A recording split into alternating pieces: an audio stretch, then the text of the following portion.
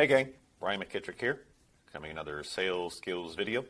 In this presentation, we are going to cover answering inbound phone calls and the steps it takes to guide those clients until the presentation section. All right, in this presentation, we're going to cover the steps to a proper call, some sample discovery questions, and then making a plan recommendation for those prospect types. Here we go. Steps to a proper call. The first step is a positive greeting. Positivity is contagious. Being happy on the phone will come across to your prospect. Okay. Step 2 is to clarify why they are calling. Step 3, be assigned the call agenda, the process you're going to take them through. Step 4 is to actually go through the discovery questionnaire, talk them through to finding a health plan. Step 5 will be presenting the health plan and then making a closing attempt. Step 6 would be helping them to make the decision. That's closed into application or follow up after your trial close attempt. First part, greeting. So in the greeting, you want to be positive, you want to be upbeat. Like I said, that goes through the phone line, and you'll get much more engagement if you are positive and happy on the call. You actually can smile, and that comes through as well. So you want to identify the company and yourself. Thank you for calling Health Guys. This is Brian. How may I help you? Well, I'm looking for health insurance. Okay, now you want to have a positive response. I'd be happy to help you. I just need to get some information so we can find the right plan. The first step, you need to know who you're talking to and use their name throughout the call. Secondly, you want to get a phone number. That way you can call them back in case something happens, like the call gets dropped. But one more step before the call goes too far, you want to make sure you are actually licensed in the state they're calling from. So I see you're calling from an 817 area code. Do you still live in Texas? You're concerned about the state, not necessarily the city. If that is correct and you're licensed in that state, continue on with the discovery. Now, not everybody, the phone number that they're calling from is the phone where they live. Many people that move from place to place could still have a phone number, a cell phone number specifically, that was for their prior residence. So that may or may not be in the same state. So if they live in a different state than the area code and you're not licensed in that state, you will need to transfer to an agent that has that state license. Okay, so now you're going to clarify. You're going to ask them an open-ended question that allows them to do the talking for a little while. So, what made you decide to reach out today? Let them tell the story, okay? By asking an open-ended question like this, you're actually going to allow them to speak, and it's going to help build some rapport. But the big thing is they're telling you their story, what happened, and why they're looking for a plan. In that story, take note of what they're saying. Do not interrupt them, because they will actually tell you the challenges that they have, the possible pain points they're coming into, whether it's a price issue, whether it's a coverage issue, and if you can solve those problems, you're going to build value in the plan and have a better chance to close. After they tell their story, say, great, I'd love to help you through this. So once again, a positive reaction, that positivity, keeping it upbeat, is going to help you close the sale. But next, you need to tell them what you're going to take them through. So we had the discovery question page. And this is what you're actually going to take them through that process to eliminate the plans that they won't sell and present the plan that actually fits their needs and budget. So great, I'd love to help you through this. I'm going to go through some questions in order to narrow down the plans. Is that okay? That question at the end is actually very specific to do that because you're going to ask some questions that can be very personal. And the reason you're doing it is to help narrow down the proper health plan.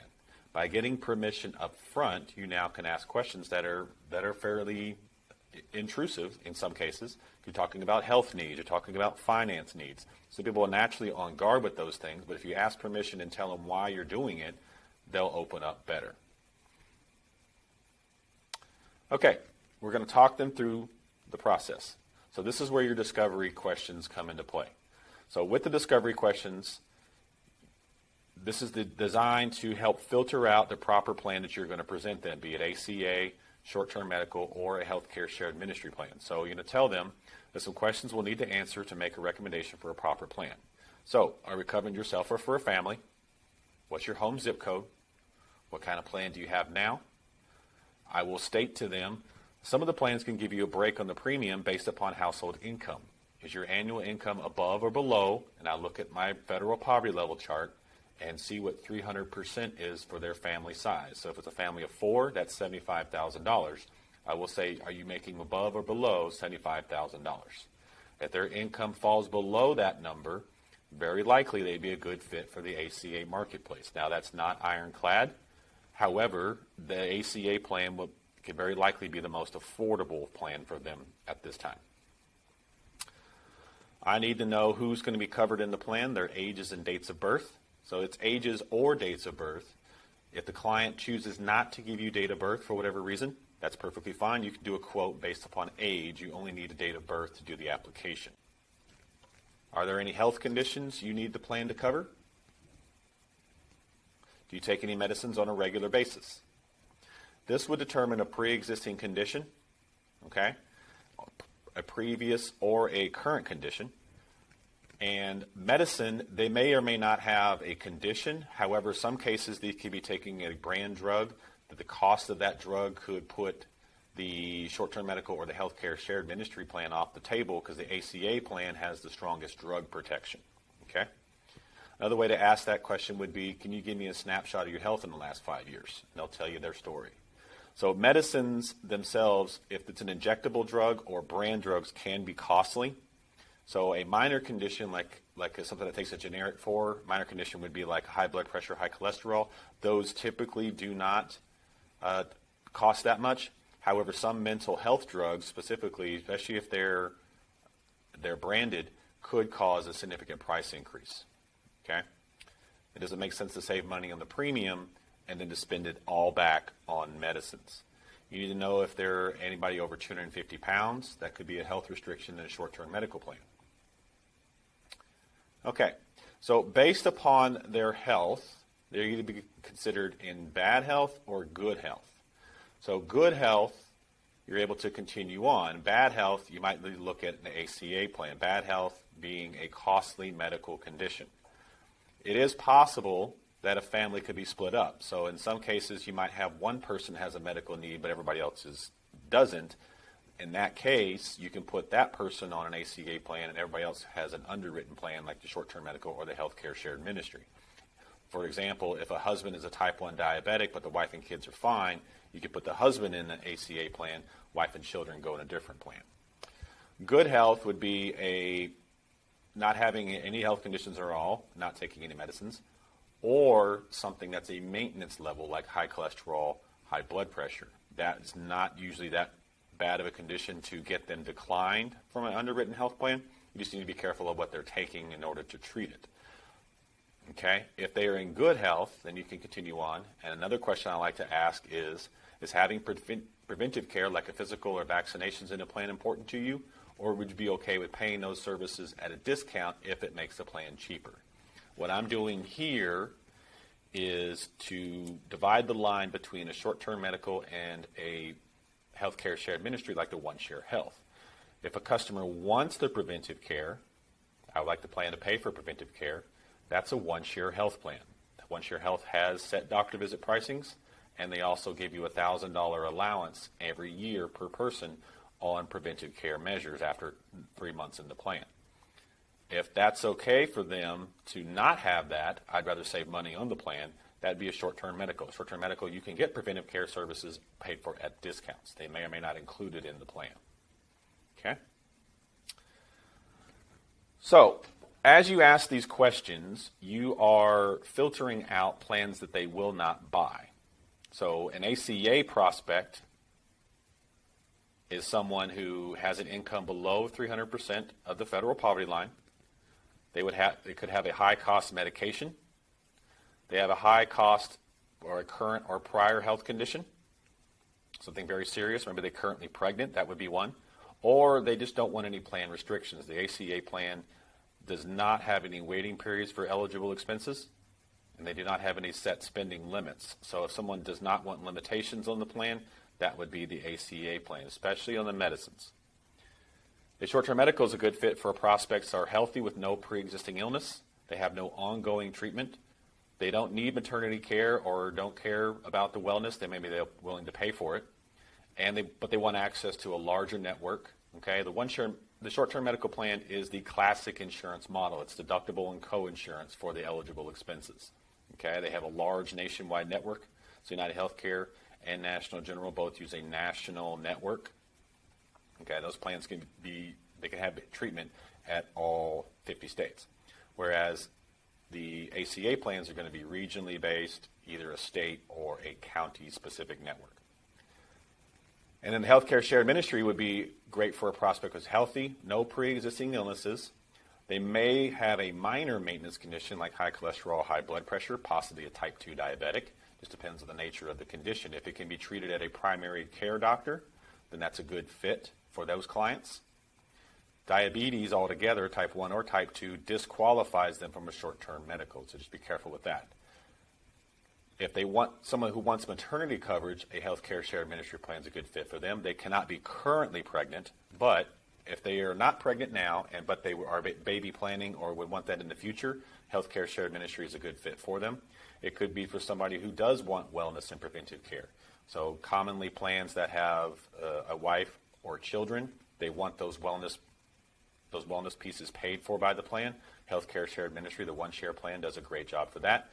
So if you have a family on a plan, husband, wife, and children, the one share health plan, because it has more coverage options, could be the best fit for them.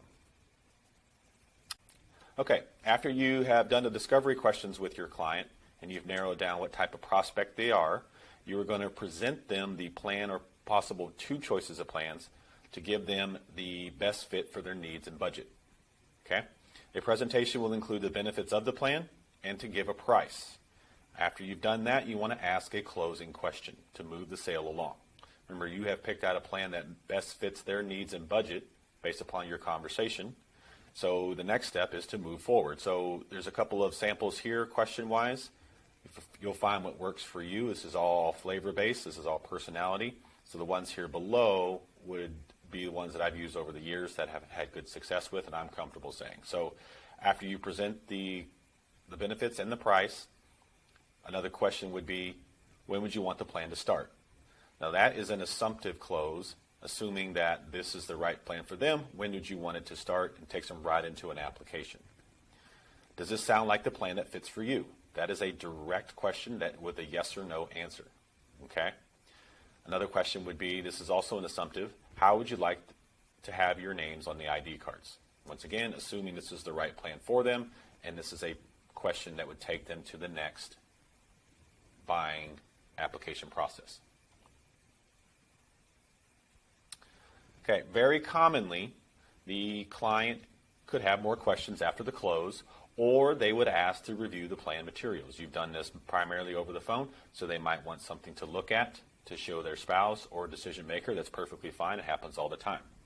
However, before you send the plan over, you need to clarify any more outstanding questions, okay, and get a commitment for another call. So I would say something like this: I can absolutely email it over to you, but before I do, have I answered all your questions? Or I can say something like this: after you've reviewed the plan materials, is there anything that would prevent you from enrolling in the plan? Okay, you're trying to uncover objections. Okay, it's better to get them out now and possibly go back and represent another plan instead of sending them a plan they have questions on still, or they don't fully understand it, or the price is not in their budget. Okay. Once you've answered any additional questions, the next part is you're going to email it to them, but you want to set another appointment to get back on the phone for the next review to push the sale along. Okay. So I typically don't want to drag that out, usually within 24 to 48 hours. If they're going to review with the spouse, like I said, that happens very commonly. So I will say, let's plan a follow-up after y'all review the materials. I have an open time on, pick what day you want, within 24 to 48 hours. I have an open time on Thursday. Is morning or afternoon better? Now, I've pinpointed a day, and I've given them a choice of a morning or an afternoon call. I'm controlling that next appointment. If you leave it too wide open, you won't get a commitment to get back on the phone. Once they pick another day and time, you send them a text message or an email to confirm the appointment. Okay, so let's review. Steps to a proper call. Step 1, you're going to open with a positive greeting. Positive, bright, upbeat, happy. Okay, that transfers through the phone and it's reciprocal. Step 2, you're going to clarify why they're calling. Let them tell that open-ended story. They'll tell you a lot of their pain points and the struggles they've had. If you can overcome those, you get a very strong chance to closing the sale. Step 3 is to assign the call agenda. Use the same format with every client. By using the same format, you actually eliminate variables so you can pinpoint better what cost you the sale or how you can make your sales better going forward. Talk them through the discovery is step 4, where you actually talk them through the questionnaire. You're eliminating the plans that they would not buy. Step 5, when you pick a selected plan for them that best fits their needs and budget, you're going to present that plan, benefits, and the price, and make a closing attempt. Okay, it's go right into the application, or if they need follow-up, that's to help them to make the decision. Okay, if they don't want to enroll right then and there, you're going to send them the information. Make sure you have clarified for any outstanding questions and objections, and get a commitment for a time to get back on the phone. All right, thanks for tuning in. Hope you got some value out of this. We'll see you in the next video.